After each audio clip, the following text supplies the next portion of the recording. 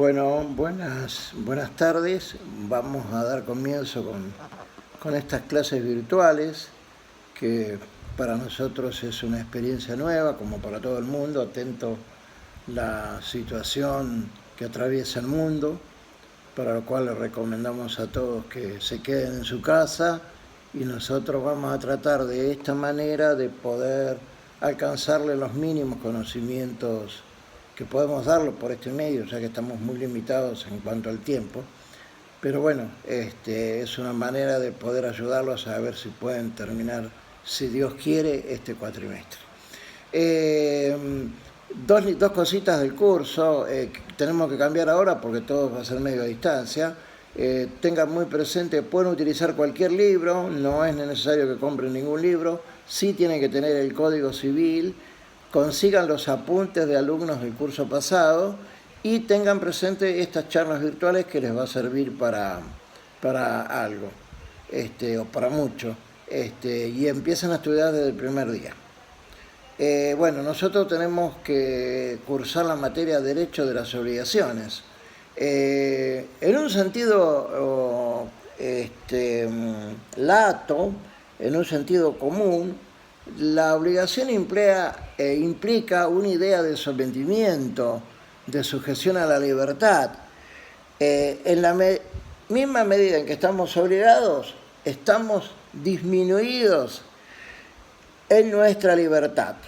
Pero este no es el significado que se le quiere dar al vocablo jurídico, al vocablo obligaciones en el mundo jurídico. El nuevo Código Civil, a diferencia del Código Civil anterior, ya que el anterior no daba definición de obligaciones, define a la obligación en el artículo 724, que dice que la obligación es una relación jurídica en virtud de la cual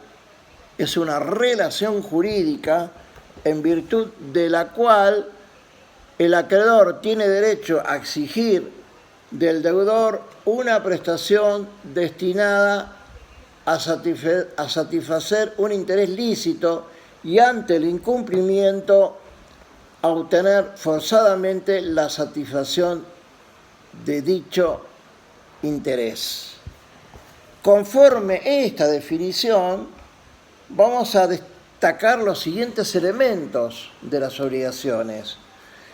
El vínculo jurídico, o sea, la relación jurídica, como dice la definición, que es la relación jurídica que une al deudor con el acreedor. Los sujetos ligados por este vínculo, o sea, por un lado tenemos el acreedor y por otro lado tenemos el deudor. El acreedor es aquel que tiene una acción para exigir que le paguen lo que le debe, y el deudor es aquel que está obligado a pagar una determinada prestación. Si yo me comprometo a pagarles a ustedes 10.000 pesos, yo voy a ser el deudor y ustedes van a ser los acreedores o el acreedor. Ustedes tienen derecho a exigirme a mí, si yo no cumplo, el cumplimiento de esa prestación. ¿Entienden? Tenemos acreedor, tiene un crédito, deudor tiene una deuda. Por otro lado, la prestación, que puede ser de dar, de hacer y no hacer. Y por otro lado, también tenemos, en cuanto a lo que es el concepto de la definición de obligaciones, la causa. ¿De qué nacen las causas de qué nacen las obligaciones? No voy a entrar a analizar lo que decía el derecho romano y después las institutas, porque no nos da el tiempo. Las obligaciones nacen de los contratos, de los cuasicontratos, de los delitos, de los cuasidelitos, de la ley, y a esto le tenemos que agregar los que la doctrina llamaban anteriormente a la modificación o a la entrada en vigencia del nuevo Código Civil y Comercial en agosto del 2015, las fuentes modernas, que son la voluntad unilateral, el enriquecimiento sin causa y el abuso del derecho. Eso es las obligaciones como causa fuente. ¿De qué nace una obligación? De un contrato, de un cuasicontrato. de un delito, de un cuasi delito, de la ley, de la voluntad unilateral, del enriquecimiento sin causa y del abuso del derecho.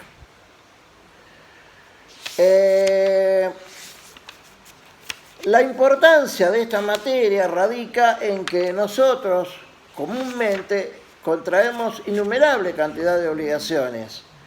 Entonces, si ustedes se dan cuenta o multiplican esas obligaciones que se contraen diariamente, van a ver la importancia que tiene esta materia.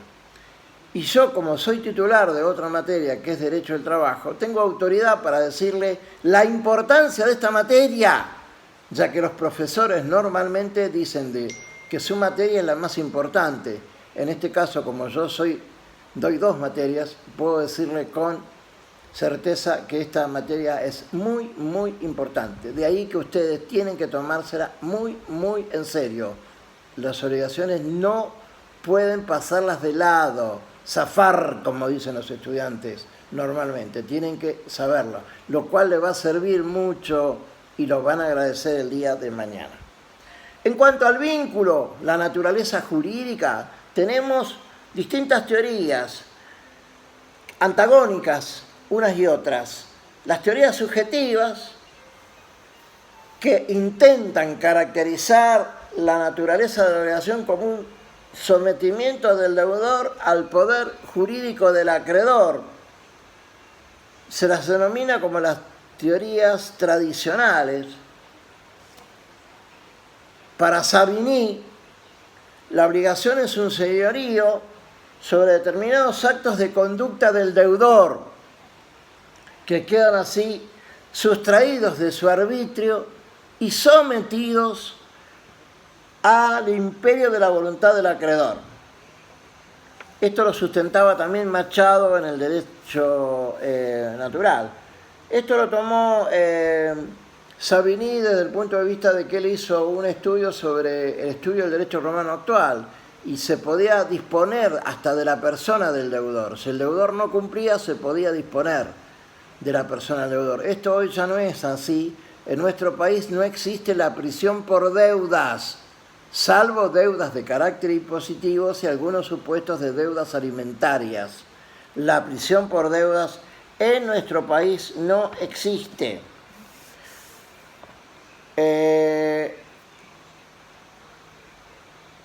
Y dentro de las antagónicas tenemos las teorías objetivas. Las teorías objetivas son las que consideran no como un sometimiento personal del obligado, sino del patrimonio. Son las que toman en cuenta el patrimonio del deudor. Si el deudor no cumple, el acreedor tiene un poder de agresión patrimonial sobre el deudor. ¿Qué es lo que va a atacar? Su patrimonio.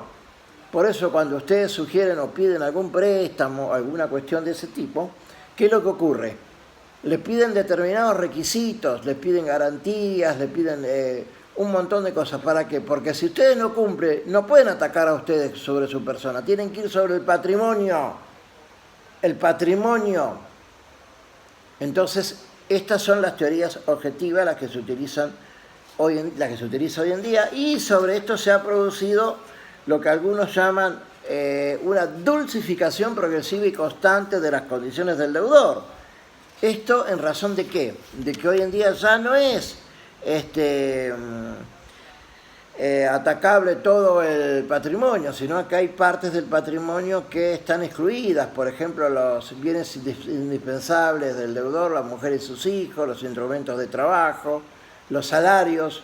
Solamente se puede embargar hasta un 20% si supera 2 salarios mínimos, si llega a un salario mínimo solamente un 10%. Bueno, hay ciertas restricciones. Se ha producido lo que se denomina la dulcificación progresiva y constante de las condiciones del deudor.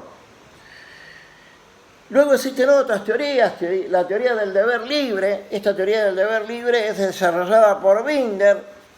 Binder decía que el acreedor si quiere pagar, paga, y si no quiere, no paga. Pero si no paga, se tienen que someter al poder de agresión patrimonial del acreedor. Ya que estamos dentro de las obligaciones forman parte de los derechos personales. Por lo tanto, tenemos que hacer una diferenciación en lo que son los derechos personales de los derechos reales, porque las obligaciones forman parte de los derechos personales. Los derechos reales es un derecho absoluto que se tiene contra todos, lo que se llama erga omnes. El derecho personal es relativo, pues se tiene solamente contra el deudor.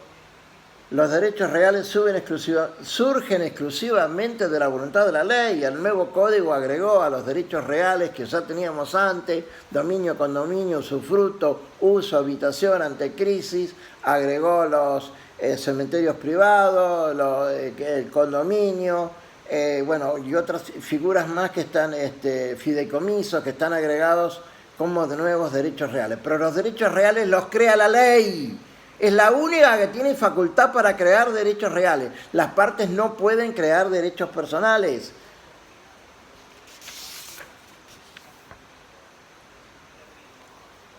Los derechos reales se adquieren por prescripción, los derechos personales se extinguen por prescripción. Los derechos reales se ejercen sobre una cosa existente, en cambio los derechos personales pueden versar sobre cosas futuras. Los derechos reales se ejercen por la posesión y la cuasi posesión. En cambio no se exige lo mismo para los derechos personales. Los derechos reales son estáticos, los derechos personales son dinámicos. Miro el tiempo. Bueno, esta es la primera charla que le doy, espero que haya salido bien. Posteriormente iré ampliando otras charlas más. Muchas gracias y muy amables.